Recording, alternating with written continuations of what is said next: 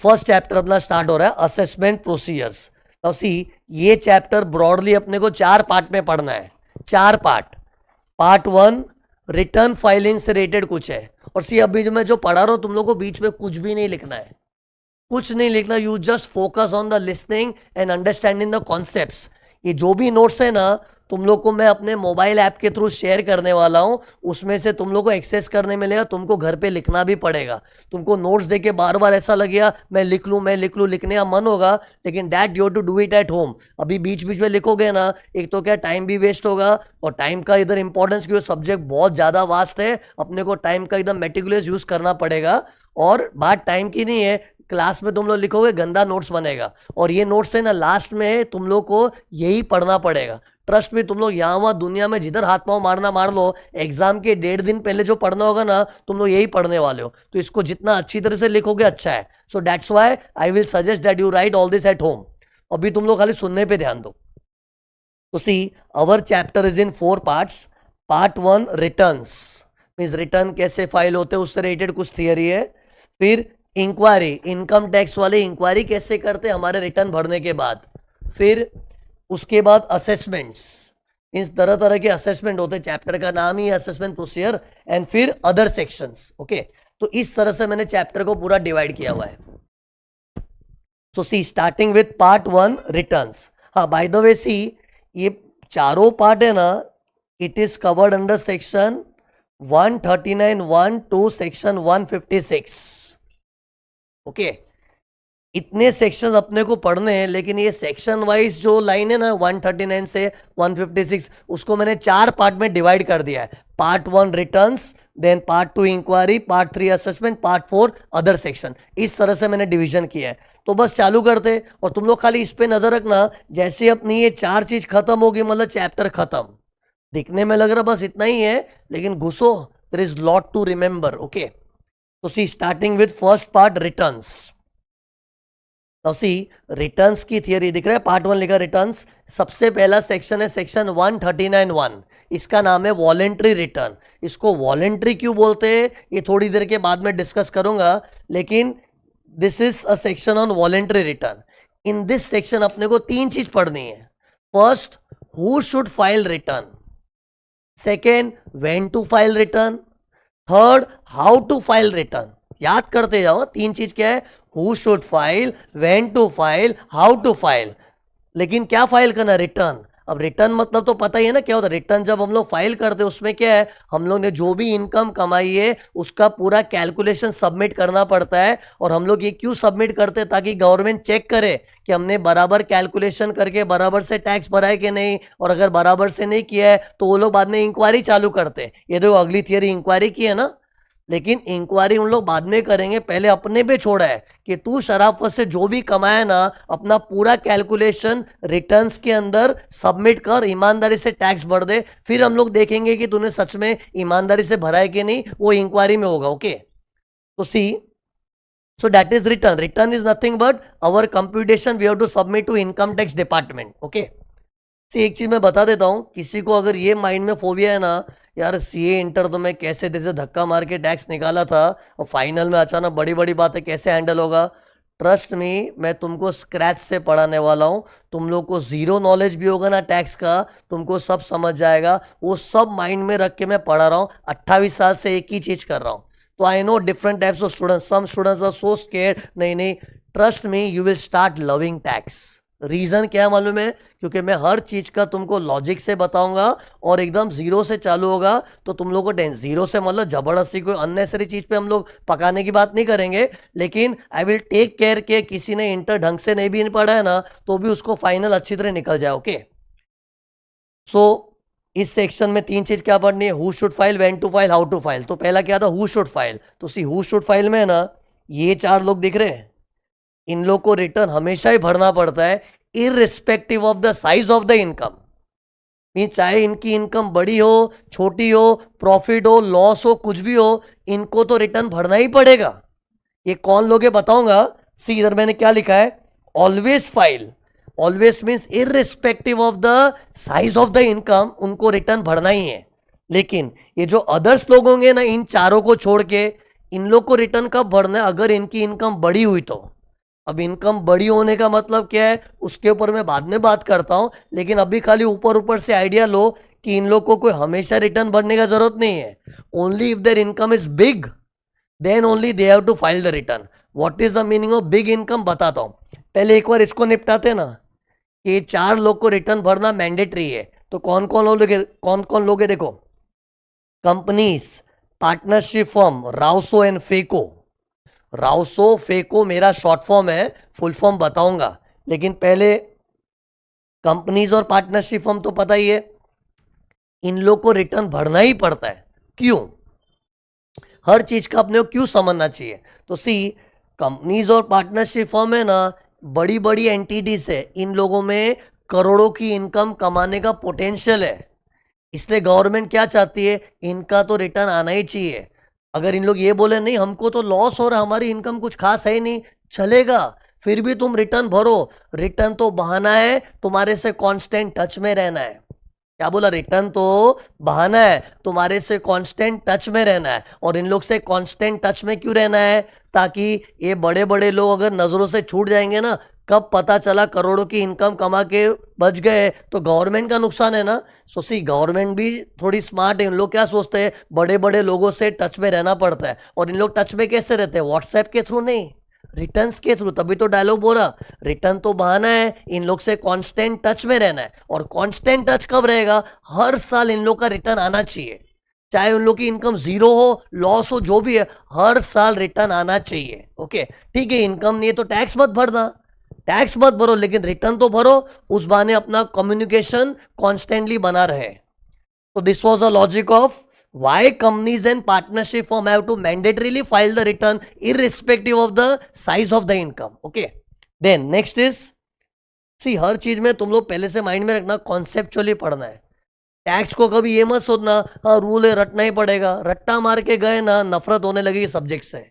और अभी मैंने थोड़ी देर पहले बोला तुम लोगों को सब्जेक्ट से प्यार होगा. वो क्यों बोल पा रहा हूं? बिकॉज आई नो मैं हर चीज का तुमको रीजन बताऊंगा. रीजन पता होता है ना, कन्विंसिंग लगता है ना, तो मन भी होता है पढ़ने का. ओके, तो कंपनीज पार्टनरशिप फर्म का लॉजिक बता दिया. अब नेक्स्ट देखो कौन है, राउसो एंड फेको. ये देखो ये कैसे प्राणी लोग हैं. देखो दिख रहा है राउसो. सी, राउसो का फुल फॉर्म देखो क्या है, resident person having asset located outside India और having signing authority in an account outside India. एक ही आदमी है, लेकिन इसका नाम इतना लंबा है ना, इसलिए इसको मैंने कीवर्ड में कन्वर्ट किया है. तो क्या था ये? Resident person having asset located outside India और signing authority in an account outside India. See, जिन लोग के पास भी फॉरेन में प्रॉपर्टी होती है ना, उनको रिटर्न भरना ही पड़ता है. क्यों? सी, आज अगर मैं बोलूँ ना मेरे पास दुबई में फ्लैट है, स्विट्जरलैंड में एक बैंक अकाउंट है, तो बस रिटर्न भरना ही पड़ेगा कंपलसरी. अगर मैं बोलूँ नहीं मेरी इनकम तो कुछ है ही नहीं, अरे इनकम नहीं है भाड़ में गया, तो टैक्स मत भरना, लेकिन रिटर्न तो तेरे को भरना पड़ेगा. पता है इन लोग से गवर्नमेंट रिटर्न क्यों कंपलसरीली भरवा रही है? क्योंकि इन लोग में चोर होने का पोटेंशियल है. चोर होने का पोटेंशियल क्यों मालूम है? क्योंकि जिन लोग के पास ब्लैक का पैसा बहुत ज्यादा हो जाता है ना, उन लोग क्या करते हैं, उसको फॉरेन में लोकेट करते हैं. क्योंकि ब्लैक का पैसा मतलब क्या? ऐसी इनकम जिस पे हमने कभी टैक्स नहीं भरा है. और ऐसी इनकम जनरली हम लोग कैश में होल्ड करते हैं. और कैश इतना सारा घर में जमा होता है ना, तो रिस्की होता है. क्या रिस्क होता है? घर में रेड पड़ गई तो. इसलिए हम लोग घर में ज़्यादा कैश रखना पसंद नहीं करते. ठीक है, नया नया ब्लैक का पैसा आता है ना, हम लोग घर में कहीं भी अलमारी वगैरह में छुपा के रख देते हैं. लेकिन बहुत ज़्यादा ब्लैक का पैसा होता है ना, तो मन में डर क्या होता है, इनकम टैक्स की रेड गिर गई ना, समाज में नाम खराब हो जाएगा, जेल में जाना पड़ा तो हालत खराब हो जाएगी. तो ऐसे लोग क्या करते हैं, जितना भी ब्लैक का पैसा इकट्ठा हुआ है ना, उसको उन लोग फॉरेन कंट्री में लोकेट कर देते हैं. और पता है फॉरेन में बहुत सारी ऐसी कंट्रीज है ना, जो लोग बहुत लीनियंट है, उन लोग कुछ पूछताछ नहीं करते. वहां जाके बैंक अकाउंट खोलो, मोस्ट वेलकम, आराम से पैसा रख दो, कुछ पूछेंगे भी नहीं. इंडिया में तो कितना केवाईसी का नाटक होता है, पैन कार्ड दो, आधार कार्ड दो, ये करो वो करो. लेकिन फॉरेन में बहुत सारी कंट्रीज लीनियंट है, और ऐसी कंट्रियां लोग खोज के रखते हैं. एंड फिर क्या करते हैं, जितना भी ब्लैक का पैसा जमा हुआ है ना, उसको फॉरेन में लोकेट कर देते हैं. मतलब ये स्टाइल है किसकी? चोरों की, कि जब ब्लैक का पैसा ज्यादा हो जाए फॉरेन में लोकेट करो. तो गवर्नमेंट के माइंड में है ना ये, इसे जैसे ही गवर्नमेंट को सुनने में आता है ना कि भाई के पास फॉरेन में प्रॉपर्टी है, फॉरेन में बैंक अकाउंट है, तो गवर्नमेंट तो नेगेटिव ही सोचती है कि जरूर उसके पास ब्लैक का पैसा होगा। शायद ब्लैक का पैसा ना भी हो, क्योंकि ऐसे शरीफ लोग के पास भी फॉरेन में प्रॉपर्टी हो सकती है ना यार। जैसे इमेजिन मैं कमा कमा के अच्छा टैक्स भरता हूँ और दुबई में शौक से फ्लैट लिया है, तो मैं टैक्स भरने वाला हूँ यार, तो शरीफ आदमी भी हो सकता हूँ। लेकिन गवर्नमेंट क्या सबको शक की निगाह से देखती है। इसे गवर्नमेंट को तो जैसे ही सुनने में आया ना कि भाई के पास फॉरेन में प्रॉपर्टी है, तो बस नेगेटिवली सोचे शायद ब्लैक का पैसा होगा, चलो रिटर्न भरो। अब ब्लैक का है कि नहीं हम लोग बाद में देख लेंगे, लेकिन तू रिटर्न तो भर। इसलिए इन लोग के पीछे गवर्नमेंट हाथ धो के पड़ी है। इन लोग अगर ये बोल देवे ना क्यों भरूं रिटर्न, मेरी तो इनकम कुछ है ही नहीं इस साल, मेरा तो टैक्स ही नहीं आ रहा, अरे मत भरना टैक्स। टैक्स भरना एक अलग काम है, रिटर्न भरना अलग काम है। रिटर्न में तो क्या अपना फॉर्म भर के अपना डिटेल सबमिट करना है ताकि गवर्नमेंट की नजरों में मैं आ जाऊं एंड फिर गवर्नमेंट अपनी कार्रवाई कर सके। टैक्स मत भर, गवर्नमेंट उस पर बहस नहीं करेगी, टैक्स क्यों नहीं भरेगा, मत भरना, तेरे को लगता है तेरी इनकम नहीं, टैक्स मत भर। लेकिन रिटर्न तो भरना ही पड़ेगा because we have a doubt कि शायद तेरे पास ब्लैक का पैसा होगा। फिर एक और चीज देखी, राउसो में साइनिंग अथॉरिटी दिख रहा है। से कितने लोग हैं ना थोड़े ओवर स्मार्ट होते हैं, वो लोग क्या सोचते हैं, अगर मैं इतना सारा ब्लैक का पैसा मेरे नाम पे बैंक अकाउंट खोल के मेरे बैंक अकाउंट में रखूंगा ना तो गवर्नमेंट को डाउट जाएगा, क्योंकि मेरा कैरेक्टर तो वैसे ही ढीला है गवर्नमेंट की नज़रों में। तो वो लोग क्या करते हैं, खुद के नाम पे बैंक अकाउंट नहीं खोलते, मम्मी के नाम पे खोलते, क्योंकि सी उसकी मम्मी तो बूढ़ी है, उसको गवर्नमेंट कभी शक की निगाह से देखेगी भी नहीं। तो उसने क्या सोचा, चलो मैं अपनी मम्मी के नाम पे बैंक अकाउंट खोलता हूँ, और मेरी मम्मी तो कभी लाइमलाइट में आने भी नहीं वाली है, और मम्मी के नाम पे बैंक अकाउंट खोल दिया, फिर उसमें सारा काला धन जमा कर दिया। लेकिन वो भी महाशाण है, उसने क्या सोचा, मम्मी के नाम पे बैंक अकाउंट खोल दिया लेकिन मम्मी पैसे लेके भागी तो, इसलिए उसने क्या किया, उस अकाउंट में अपनी साइन चले ना वैसा बंदोबस्त करवाया ताकि उसका उस अकाउंट पे कंट्रोल रहना चाहिए। क्योंकि उसको साथ में ये भी डर है ना कि अगर मैं इनकम टैक्स वालों को लल्लू बनाने के चक्कर में मम्मी के नाम पे बैंक अकाउंट तो खोल दूं लेकिन मम्मी पैसे लेके भाग गई तो सी इन लोग को मम्मी पापा कुछ प्यार नहीं होता, पैसे के भुक्खड़ लोग होते हैं लोग। तो वो लोग क्या करते हैं, अकाउंट तो मम्मी के नाम पे खोला लेकिन साइन उसकी चल रही है। तो ऐसे लोग भी गवर्नमेंट को पता है, इसलिए गवर्नमेंट ने बोला ठीक है तूने जो जुगाड़ करना है कर लिया, लेकिन see we are not a fool, listen to a rule कि अगर तूने मम्मी के नाम पे भी अकाउंट खोला है उसमें तेरी साइन चल रही है ना तो भी तेरे को रिटर्न भरना पड़ेगा। मम्मी भी भरेगी तू भी भरेगा।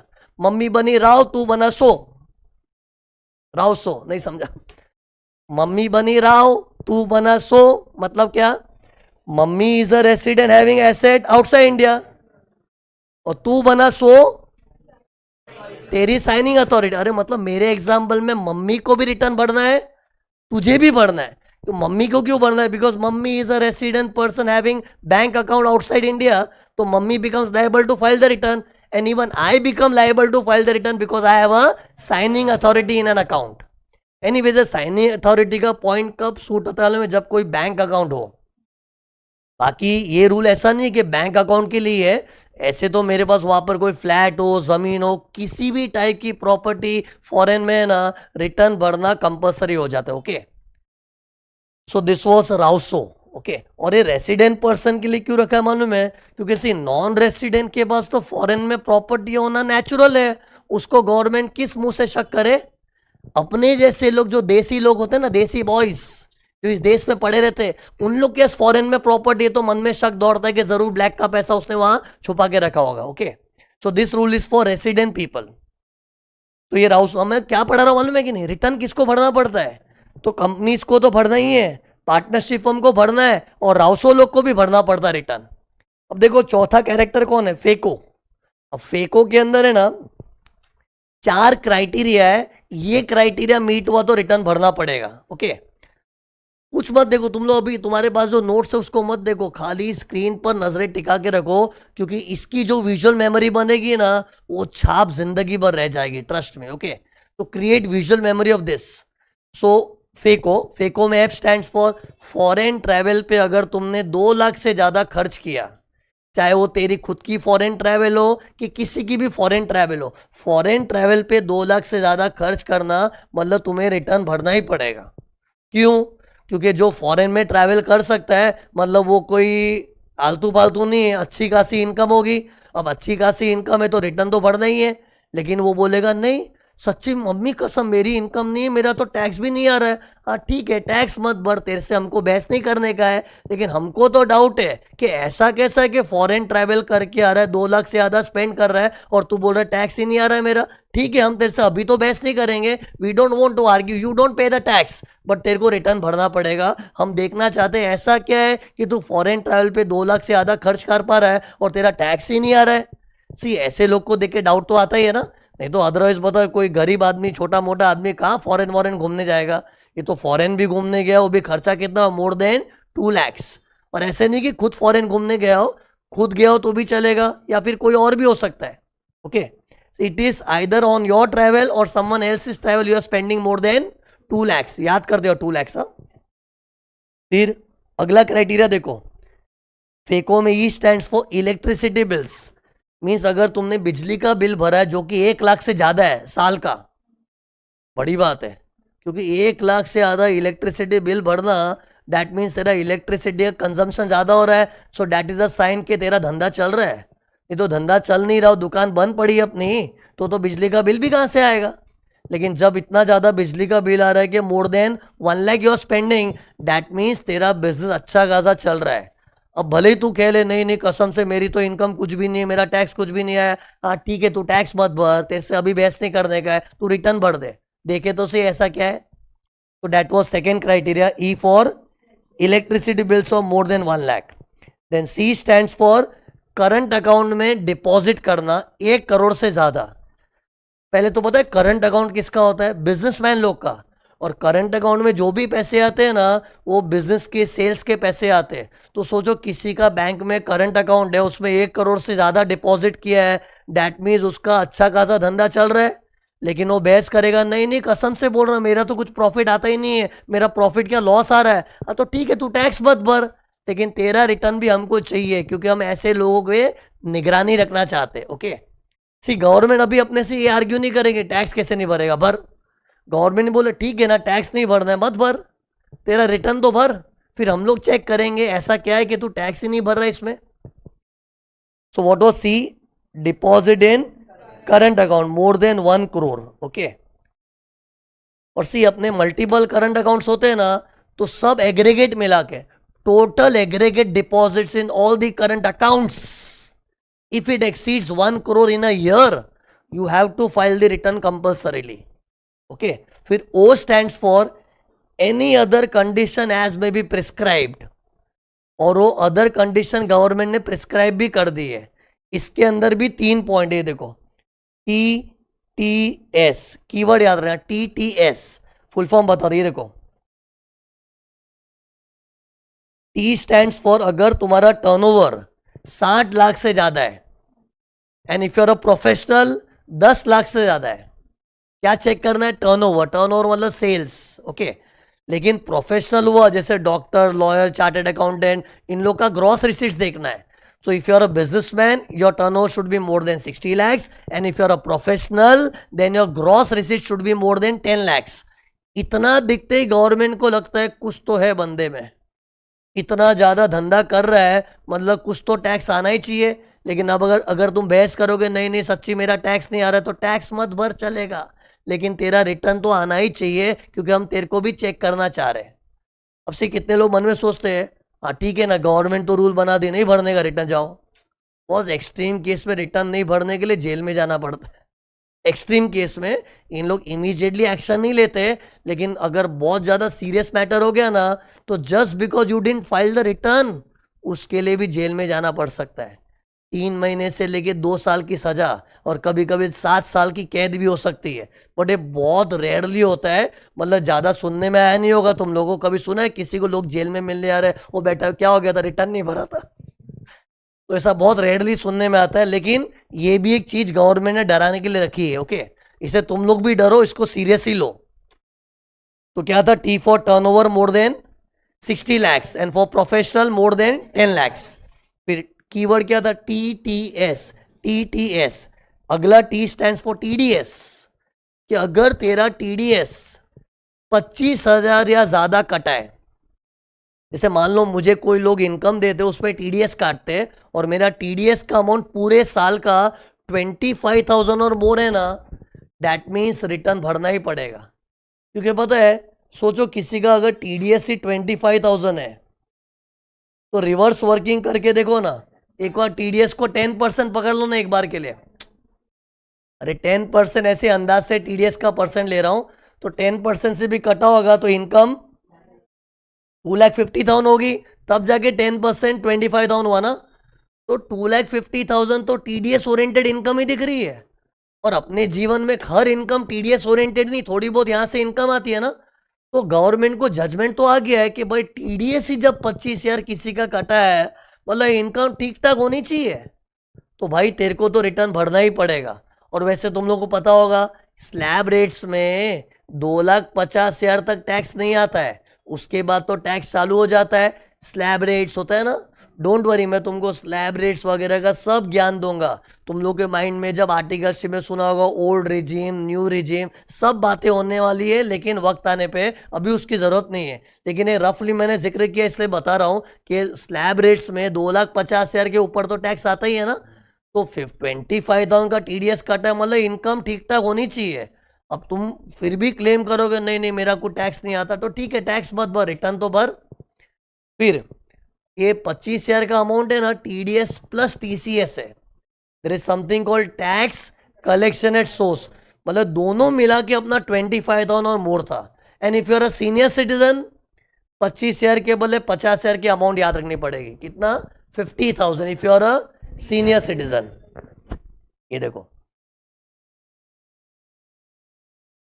क्यों सीनियर सिटीजन के वैसे भी स्लैब रेट्स तुम लोग को थोड़ा नॉलेज होगा ना, स्लैब रेट्स थोड़े बड़े होते हैं ना, इसलिए गवर्नमेंट ने बोला ठीक है बूढ़े आदमी को ज़्यादा परेशान नहीं करना है, लेकिन तो बूढ़े आदमी का भी टीडीएस अगर 50,000 हो गया तो भाई आपको भी रिटर्न भरना पड़ेगा। ओके, फिर लास्ट ये देखो, TES, S for savings account में डिपॉजिट करना 50 लाख और मोर। सेविंग्स अकाउंट में तो अपना ऐसे ही घर का पैसा सेव किया हुआ रखा होता है, उसमें अगर 50 लाख और मोर तुमने डिपॉजिट किया इन 1 year, that means it's a big thing. तो ऐसे लोग को भी रिटर्न भरना पड़ेगा। सी ये सब क्राइटेरिया से ना गवर्नमेंट को क्या लगता है कि ये स्टेटस पे पहुंचना मतलब कोई मामूली बात नहीं है। अच्छी खासी इनकम होती है तब जाके ऐसा फेको जैसा स्टेटस आता है। तो अगर तुम बोलोगे मेरा इनकम नहीं है, टैक्स नहीं है, तो टैक्स मत भरो, लेकिन रिटर्न भरना पड़ेगा। Okay, so this was the full form of phaco. तो सी कंक्लूजन क्या निकला? 4 लोग को रिटर्न भरना ही पड़ेगा, चाहे वो लोग की इनकम 0 हो कि कुछ भी हो, return filing is must. Who are those companies? Partnership form राउसो एंड फेको। ओके, फिर ये बाकी लोग को क्या है, अगर उन लोग की इनकम बेसिक एग्जेम्पशन लिमिट से ज्यादा हुई ना, तो ही रिटर्न भरना पड़ेगा। ठीक है ना? Basic exemption limit, you know what is basic exemption? Slab rates में जो पहला स्लैब होता है, एक बार स्लैब रेट सुन लो ना। अपने स्लैब रेट्स कैसे? अप टू 2,50,000 0%, 2,50,000 से 5 लाख 5%, 5 लाख से 10 लाख 20%, 10 लाख के ऊपर 30%। ओके, ये स्लैब रेट्स है। लेकिन अभी न्यू रिजीम जैसा भी होता है, लेकिन अभी वो सब बात नहीं करनी है। लेकिन कहने का मतलब वो जो स्लैब रेट्स में पहला स्लैब है जिसमें 0% टैक्स है, that is called basic exemption. और अगर बेसिक एग्जेम्पशन से ज़्यादा मैंने इनकम कमा ली तब रिटर्न भरना पड़ेगा। और अगर तेरी इनकम उससे कम है तो गवर्नमेंट का टाइम मत वेस्ट करो, तेरा भी टाइम जा रहा है, गवर्नमेंट को तेरे में इंटरेस्ट भी नहीं है। But if your income is higher than basic exemption, return भरना पड़ेगा। But you know which income? See ये तो देखना है कि बेसिक एग्जेम्पशन से ज़्यादा हुआ तो रिटर्न भरना है, लेकिन विच इनकम? नोट्स मत देखो तुम लोग, इधर देखते रहो। मैं छुपा छुपा के क्यों रखता हूं? नहीं ये छुपा, ये देख लो। नहीं छुपा के क्यों रखता? क्योंकि सी कहीं ना कहीं see there is a psychological thing over here which will drive your memory. The way I am going, let me go. क्योंकि तुम लोग ये सब चीज पहली बार कर रहे हो, मैं इतने सालों से एक ही चीज कर रहा हूँ। एडवांस में कोई चीज देखी ना, पूरा इंपैक्ट डिस्ट्रॉय हो जाएगा। ठीक है, अपने को थोड़ी इंक्यूजिटिवनेस है, आगे क्या है, थोड़ा माइंड अपना थोड़ा फास्ट भागता है ना। ओके, मेरी जबान से ज्यादा माइंड फास्ट भागता है, तो मन में रहता है कि आगे देख लूँ। लेकिन सी जैसे जैसे दिखाया जाएगा वैसे वैसे देखने का। अभी अदर्स लोग का मैंने कुछ दिखाया नहीं, देखने का भी नहीं। ओके, तो सी अदर्स लोग के लिए क्या बोला, उन लोग का बेसिक एग्जामिनेशन ज्यादा इनकम होना चाहिए। बट कौन सा इनकम? ये देखो, देख लो। Gross total income before exemption under section 54, 54B et cetera et cetera, capital gains में कुछ 54 जैसे एग्जेम्पशन से बिफोर क्लेमिंग द एग्जेम्पशन तुम्हारा जो ग्रॉस टोटल इनकम आता है ना, उससे डिसाइड करना है कि रिटर्न भरना है कि नहीं। तो अभी डाउट आना चाहिए क्यों। सी तुम लोगों को हर चीज का ना why why why like this वो समझना है। ओके, तो सी इसका लॉजिक बता रहा हूं ये चीज का। 2 मिनट रुको, ये देखो इधर। सी पहले तो ग्रॉस टोटल इनकम क्या होती है? Total of 5 heads of income. ये पांचों हेड्स के नाम बोलो। आज टैक्स का लेक्चर चालू है, शगुन होता है 5 हेड्स के नाम लेना। तो क्या था पहला head? Income from salary, income from house property, income from business, capital gains, income from other sources. These are the 5 heads of income. The total of that is called gross total income. फिर deduction under chapter 6 से फिर आता है net taxable income. फिर इसके ऊपर हम लोग टैक्स अप्लाई करते हैं। उसी जनरली स्टूडेंट को डाउट क्या आता है में कि सर हम लोग टैक्स तो नेट टैक्सेबल इनकम पे भरते हैं ना, लेकिन रिटर्न फाइलिंग का डिसीजन जीटीआई से क्यों लेते हैं? ये देखो यहां पर क्या लिखा, पढ़ो। If your GTI is more than basic exemption, वो भी जीटीआई भी कैसा? Before exemption under section 54। जैसे सी ये देखो, कैपिटल गेन्स के हेड में ना अपना पहले कैपिटल गेन कंप्यूट होता है, उसके बाद 54 वगैरह का एग्जेम्पशन मिलता है। सी 54 का एग्जेम्पशन याद है तुम लोगों को? उसमें क्या होता है, जैसे आज मैंने घर बेचा है, घर बेचने के बाद दूसरा घर ले लिया, तो घर बेचने वाला कैपिटल गेन टैक्स से माफ हो जाता है ना। ये तो इतना तो याद होगा सीए इंटर का। सो घर बेच के घर लेते तो उसमें कैपिटल गेन एग्जेम्पशन मिलता है। लेकिन सी पहले क्या करना पड़ता है, अपने को ग्रॉस कैपिटल गेन दिखाना है, घर बेच के कितना आया था। फिर अपने को जो एग्जेम्पशन मिला लेस करते हैं, फिर लेस करने के बाद हम लोग इधर लिखते हैं। ये जो कैपिटल गेन अमाउंट होता है नेट होता है, नेट। इनफैक्ट पता है पांचों हेड्स की जो इनकम हम लोग दिखाते हैं इधर, ये पांचों नेट ऑफ एग्जेम्पशन होती है। और भी तो एग्जेम्पशन होते हैं सेक्शन 10 वगैरह, सब नेट करने के बाद आता है। लेकिन पता है कितने बच्चे फिर डाउट बोल देते हैं, सर हम लोग तो इधर ग्रॉस टोटल इनकम लिखते हैं ना, ग्रॉस क्यों लिखते हैं? सी ग्रॉस क्यों लिखते हैं? क्योंकि चैप्टर 6 से माइनस करना बाकी है मेरे दोस्त, इसलिए बोलते हैं ग्रॉस। बाकी ऐसे देखने आए ना, पांचों हेड्स में जो इनकम है वो नेट होता है, नेट। इनफैक्ट पता है हर हेड ऑफ इनकम में डिडक्शन होते हैं, हर हेड ऑफ इनकम में एग्जेम्पशन होते हैं, वो सब काटने पीटने के नेट अमाउंट को इकट्ठा करके बनता है जीटीआई। फिर भी अपने को ग्रॉस क्यों बोलना पड़ता है? क्योंकि चैप्टर 6 से बाकी है ना, इसलिए। बाकी डू एग्री ये पांचों हेड्स में जो इनकम है उसका नेट है। लेकिन लॉ क्या बोलता है, तूने जो कुछ भी नेट किया है नेट होने दे, लेकिन ये जो एग्जेम्पशंस तूने नेट किया है ना उसको ग्रॉस अप कर। ग्रॉस अप कर मतलब एड बैक कर। सी अपना जीटीआई 54 वाले एग्जेम्पशन को काटने पीटने के बाद आया होगा, लेकिन अपने को उसको वापस एड बैक करना है एंड फिर देखना है कि वो आंकड़ा क्या आ रहा है। अगर वो आंकड़ा, अगर वो figure more than basic exemption है तो रिटर्न भरना है। लेकिन ऐसा सिस्टम क्यों बनाया गवर्नमेंट ने? वाई? सी एक्चुअली देखना है तो मैं कौन सी चीज एड बैक कर रहा हूं। मैं टैक्स एनटीआई पे आता है, उसमें चैप्टर 6 से को जोड़ दो वापस।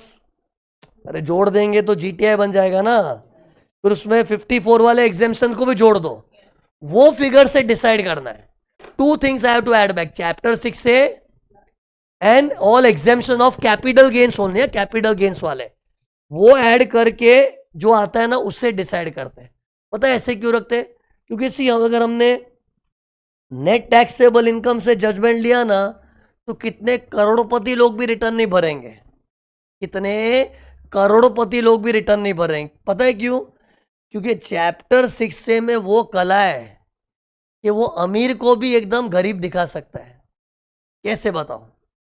पता है चैप्टर 6 से में there are sections like ATIA, ATIB, ATIC, ऐसे ATI वाले कुछ सेक्शंस है ना, उसमें अपने को करोड़ करोड़ रुपए का डिडक्शन में मिलता है। हाँ, तुम लोग तुम्हारे सीए इंटर के वो सब याद करोगे ना, बच्चों वाले सेक्शन कौन से, ATC, ATD, वो सब में कुछ खास डिडक्शन नहीं मिलता है। लेकिन there are section like ATIA वगैरह वगैरह। आई वाला एक सीरीज है, उसमें कई सेक्शन में ऐसा है ना कि अगर तूने कोई धंधे में 5 करोड़ भी कमाया होता है ना, पूरा माफ। कैसे? पहले वो धंधे का इनकम 5 करोड़ ऊपर दिखा दो, फिर वो नीचे लेस भी हो जाता है।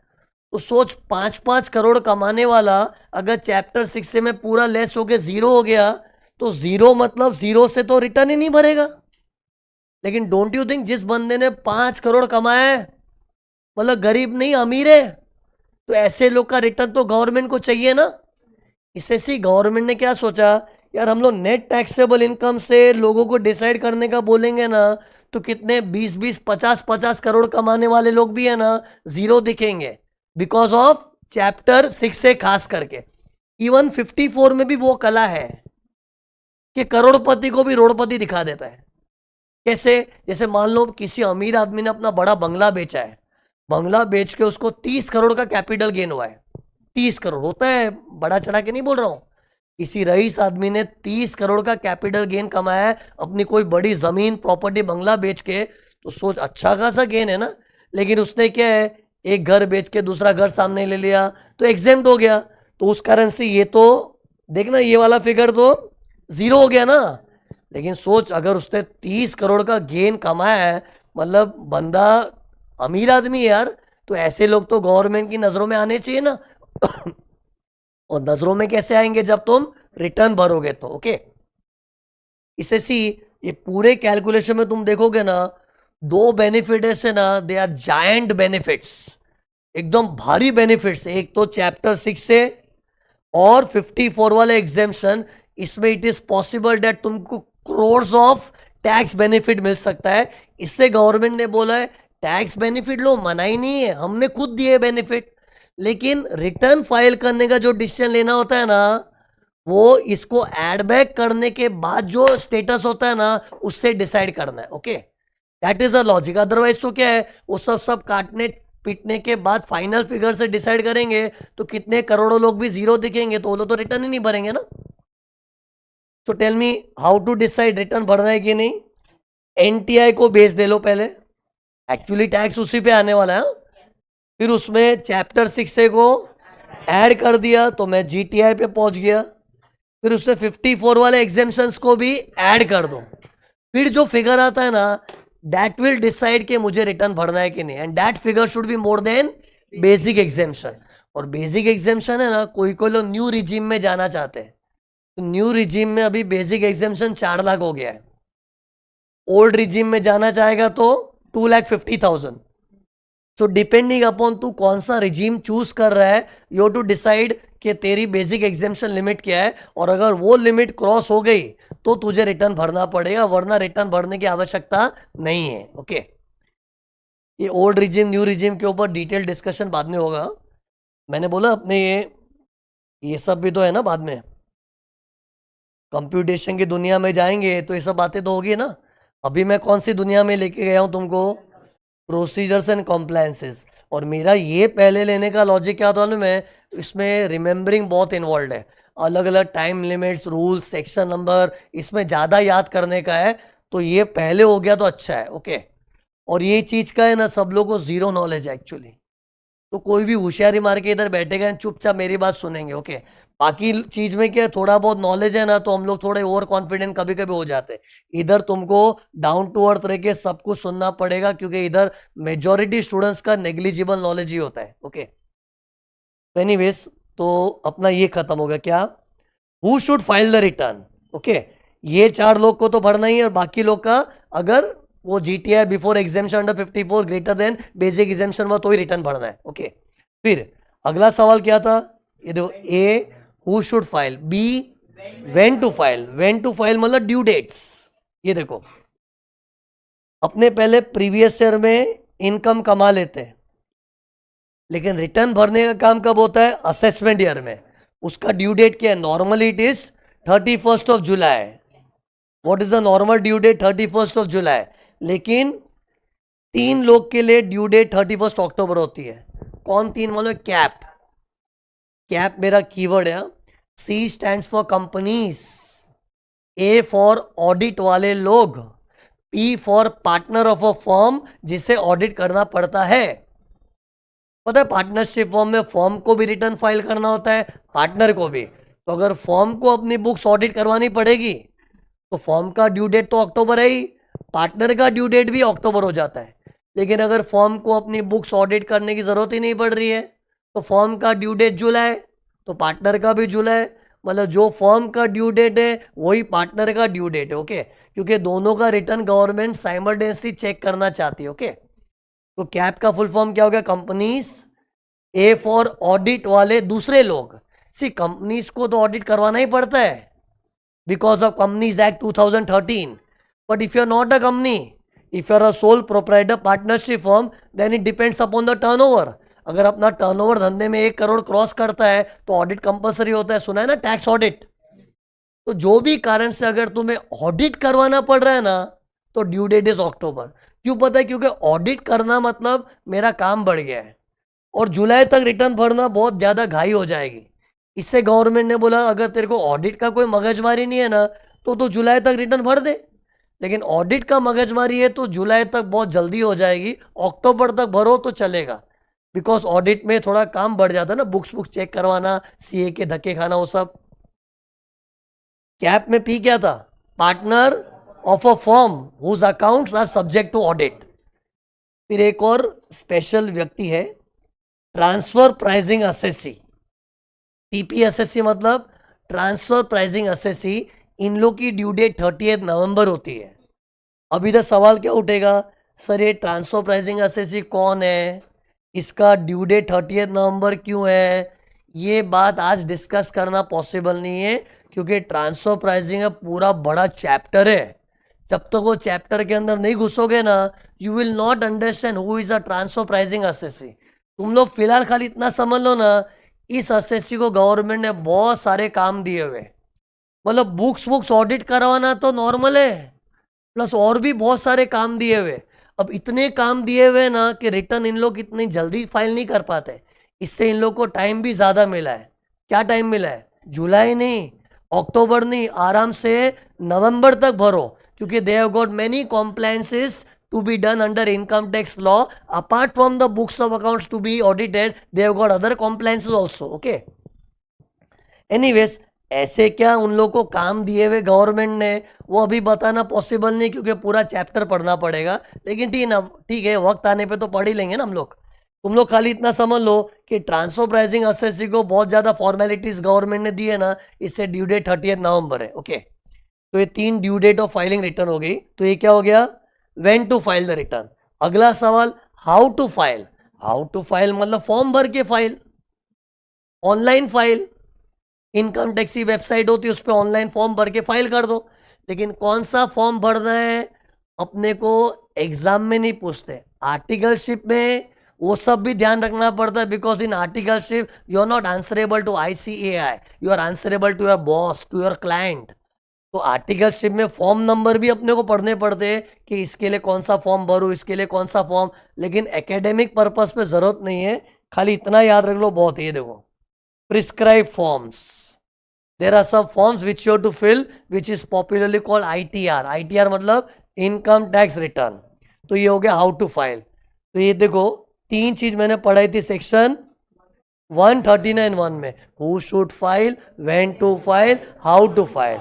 पता है इसको वॉलेंट्री रिटर्न क्यों बोलते हैं? वॉलेंट्री मतलब गवर्नमेंट क्या बोलती है, खुद से भरो। तुम ये मत वेट करो कि हम एक एक को फोन करके याद दिलाएंगे, एक एक को चिट्ठी बेच के याद दिलाएंगे। नहीं तो पब्लिक का ऐसा है ना, मालूम है कितनी पब्लिक पागल होती है, बोलती है गवर्नमेंट टैक्स आपको चाहिए ना तो मांग लेना, रिटर्न चाहिए तभी मांग लेना। और मांगेगी थोड़ी government, it is my duty कि मुझे खुद से भरना चाहिए। और खुद से भरो को इंग्लिश में क्या बोलते हैं? वॉलेंट्रीली। वॉलेंट्रीली का मतलब खुद से भर दे, मतलब एक बार तू ये क्राइटेरिया में फिट हो गया ना, रिटर्न खुद से भर दे, इसलिए इसका नाम क्या है? Voluntary return. You have to voluntarily do it on your own. Okay, first section खत्म हो गया, सेक्शन 139(1).